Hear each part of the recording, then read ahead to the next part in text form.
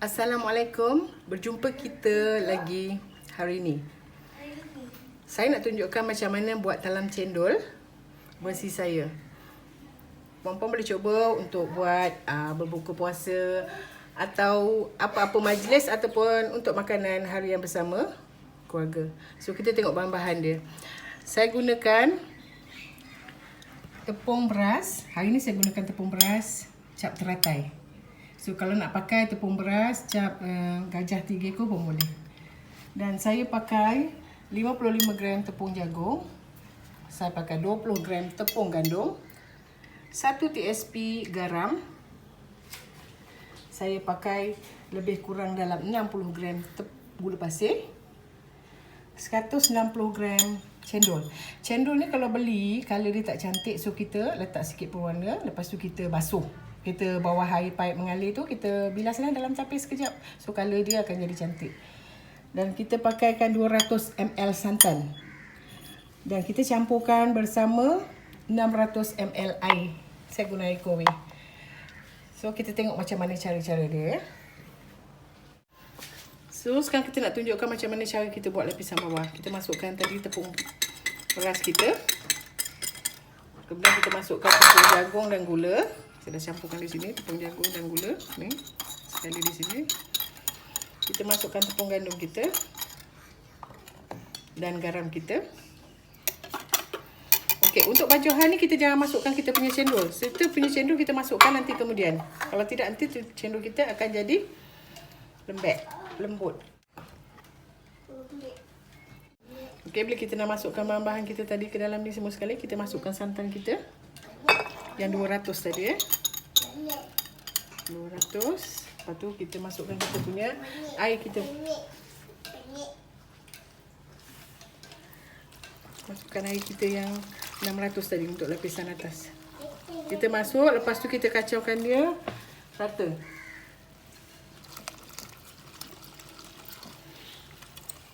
Okey. Cendol ni kita jangan masukkan dulu. Kita masukkan kemudian nanti. Okey, kita tengok macam mana cara dia Okey, kita kacau rata dan kita tengok macam mana langkah selanjutnya. Okey, bila kita dah kacaukan benda tadi rata, kita tapiskan masuk kat dalam kita punya periuk yang kita nak kacau. Kita kacau, kita tapiskan ni masuk dalam sini. Dan kita kacaukan dia dengan api sederhana.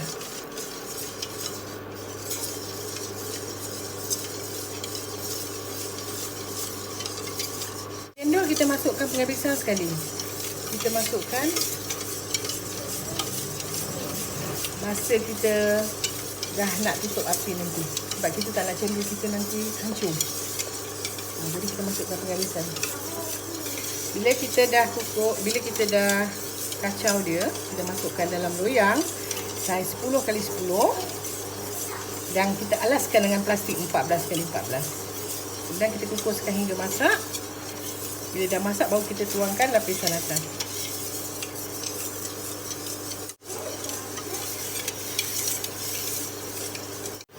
Okey, kita kacau sampai kita punya adonan tadi dah pekat. Tengok kita dah macam ni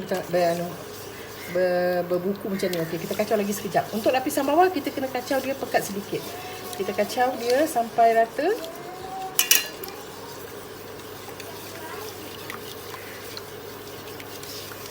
Okey, bila dia dah rata macam ni, dah nampak macam dia punya tu dia ketul-ketul, lagi pekat.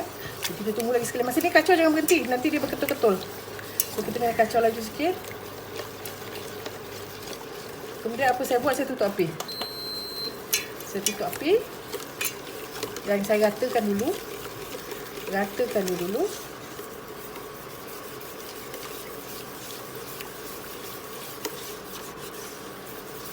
Kemudian bila jadi macam ni, saya akan masukkan, saya tukar dengan senduk atau apa-apa senduk, baru kita masukkan kita punya cendol tadi. Kita kacau jangan terlalu kuat dan jangan terlalu lama. Asal dia sebati je sudah. Jadi tengok kita punya cendol jadi lawa kan bila kita tu. Kalau tidak kita beli hijau dia kusam je kan. Ni. Bila kita nak tuang dalam kita punya loyang, mesti dalam keadaan dia boleh mengalir lagi Tak mau pekat sangat. Okey, macam ni je. Kita dah boleh tuang dalam kita punya loyang. Okay, kita tengok saya pakai gula yang apa. Kalau yang 10 kali 10 kali 1,5. So kalau nak pakai 10 kali 10 kali 3 yang tinggi tu pun boleh. So apa saya buat? Kita alaskan dengan plastik 14 kali 14. Dan sebelum tu kita sapu minyak. Kemudian kita tuangkan tadi adunan yang kita dah kacau dia. Dia tak mau keras sangat. Sebab bila dia keras sangat, dia akan terbentuk. Bila kita tuang dia taklah macam bertungkur-tungkur, susah nak katakan kan. So kita just kacau sampai dia macam ni. Dia tak terlalu kental. Kemudian kita akan kukus selama 25 minit hingga 30 minit sampai kita punya adunan kita masak. Kita memang saja nak color-colorkan dia macam ni. So nanti bila dia dah masak dia cantik. Okey, kita tengok macam mana kita kukus. Okey, hari ni saya nak tunjukkan macam mana pakai kukus elektrik. So itu hari kita dah pakai kukus biasa. Hari ni saya nak tunjukkan macam mana pakai kukus current. So bila kita dah panaskan sekejap kukus kita, lebih kurang dalam 5 minit, kita masukkan kita punya adunan kita tadi. Masukkan dia dan kita tunggu hingga 25 minit hingga 30 minit sebelum kita tuangkan lapisan atas. Okey, kita tengok nanti macam mana. So sekarang saya nak tunjukkan macam mana buat lapisan atas. Kita tengok apa bahan yang kita gunakan. Kita gunakan 120 gram tepung gandum, 25 gram tepung jagung, setengah TSP garam, 200 ml santan pekat, 400 ml air ataupun santan cair, 135 gram gula merah. Hari ni saya gunakan cap bintang. Dan kita pakaikan 55 gram gula pasir. Saya gunakan 3 biji telur B. Dan saya pakaikan 1 TSP esen vanila nanti dalam adunan kita. Jom kita tengok cara-caranya. Okey, sekarang saya nak tunjukkan macam mana kita nak buat lapisan atas. Kita masukkan tadi tepung gandum kita. Dan kita masukkan kita punya tepung jagung bersama dengan garam tadi. Dan kita masukkan santan pekat kita.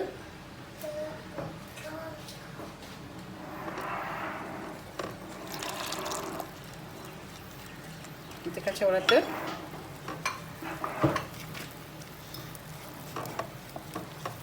Kemudian kita masukkan kita punya gula merah kita yang saya dah cairkan tadi. Kita cairkan dengan kita gunakan air yang 400 tadi .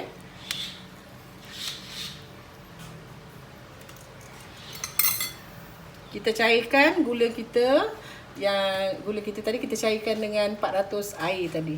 Kemudian kita tapiskan masuk ke dalam kita punya adunan. Kita kacau.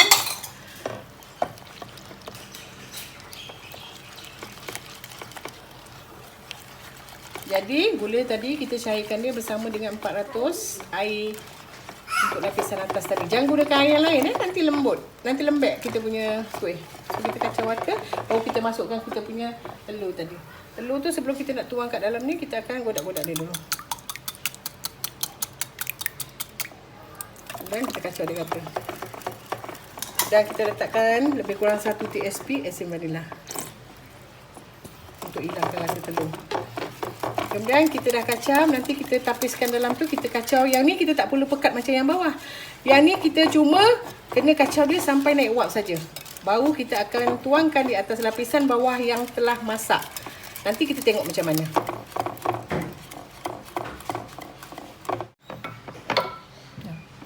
Okey, so ini untuk lapisan atas kita dah kacau tadi, kita tapis. Kita tapis ni maksudnya nanti kalau putih telur ada punya tu tak adalah terlepas dia punya tu kan. Ada dia punya tali pusat tu. So kalau kita tak buang dia tak masuk lah. Kita tapis saja. So bila dah macam ni, kita akan kacaukan dia dengan api perlahan. Yang ni jangan pekat. Yang ni sampai dia bergentel sikit dekat kita punya tu dah. Ataupun kita nampakkan dia punya uap dah keluar je, kita dah boleh tuang ke atas lapisan yang pertama. Tapi pastikan lapisan pertama tu masak. Kalau lapisan pertama tak masak, bila kita tuangkan yang atas, dia akan masuk terus ke dalam lapisan yang pertama. Tapi bila lapisan yang pertama dah masak, bila kita tuang, dia akan berada ke atas. Dan molek lah kejadian ni. Kita tengok nanti macam mana. Kacau kena rata. Guna senduk pun boleh. Tapi guna senduk ni nak kena betul-betul rata.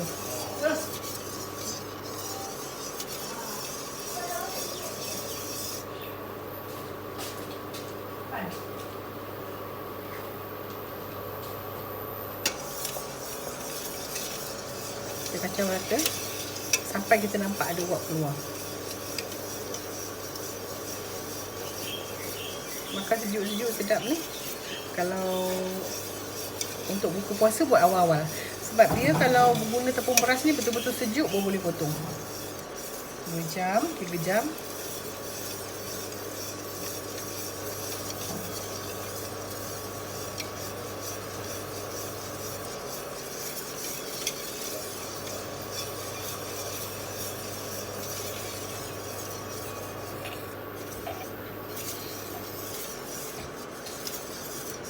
Kita kacau ni, kita tengok dia macam dah keluar uap ataupun macam ni je. Ada bekas tu sikit, okey dah. Boleh So saya dah nampak uap daripada sini. So kita akan matikan kita punya tu. Tak payah terlalu pekat. Dan bila kita dah matikan api tu, kita kena kacau rata. Baru kita tuangkan atas kita punya lapisan pertama yang dah masak. Okey.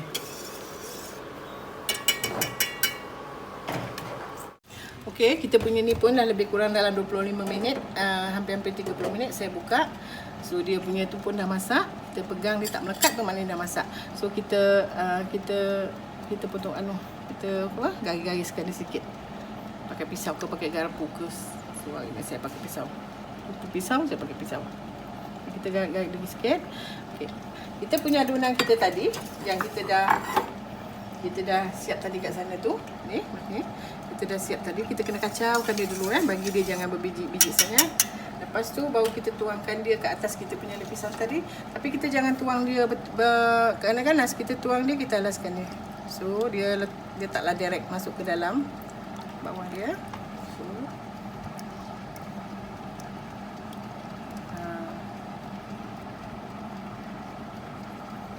kita tuang dia sampai habis. Lepas tu kita tunggu dia sampai masak. Untuk lapisan atas ni saya akan tutup dia. Sebab lapisan bawah tadi kita tak perlu tutup. Sebab bawah tak berapa nampak. So atas kalau kita nak nampak cantik, kita kena tutup dia punya atas dia, jangan air masuk. Sekejap kita buangkan buih-buih dia yang nampak ni. Kita buangkan, lepas tu kita tutupkan kita punya tu. Sebab buih ni kalau tak dibuangkan dia berbekas So kita kena buangkan dia. Lepas tu saya ambilkan satu loyang.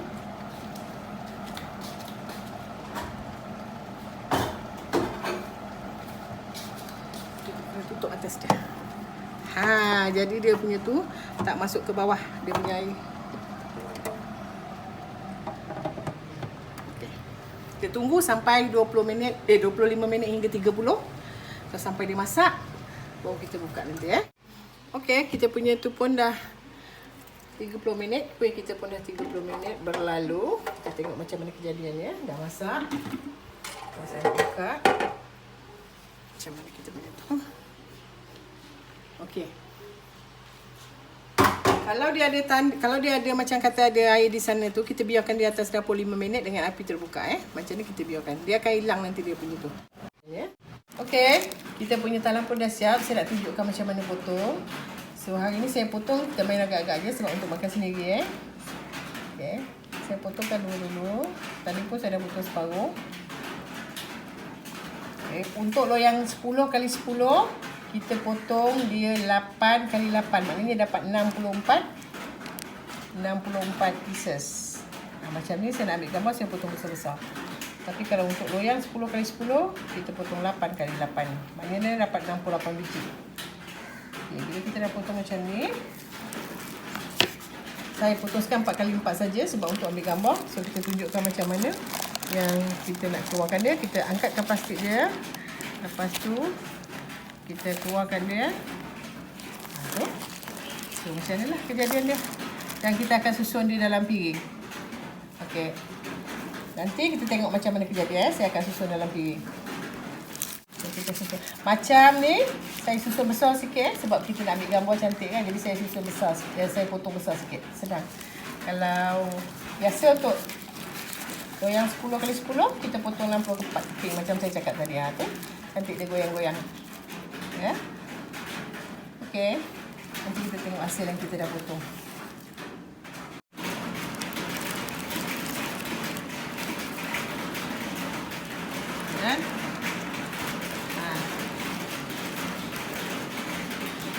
dia goyang-goyang gitu.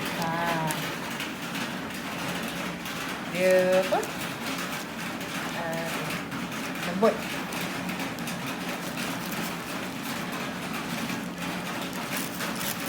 So nak rasa belum buka. Jadi nanti sekarang masa buka nanti barulah saya dapat rasa. Tapi bagi perempuan yang sukakan video ni, boleh like, share dan komen. Dan jangan lupa subscribe. Sangat sesuai untuk dibuat berbuka puasa dan apa-apa juga majlis. Sangatlah sesuai kita hidangkan talam cendol. Okay. So inilah rupa talam cendol kita yang dah siap. Bagi perempuan yang nak mencuba, silalah ya. Sampai jumpa lagi di episod yang akan datang dengan resipi-resipi yang lebih menarik. Selamat berbuka. Bye.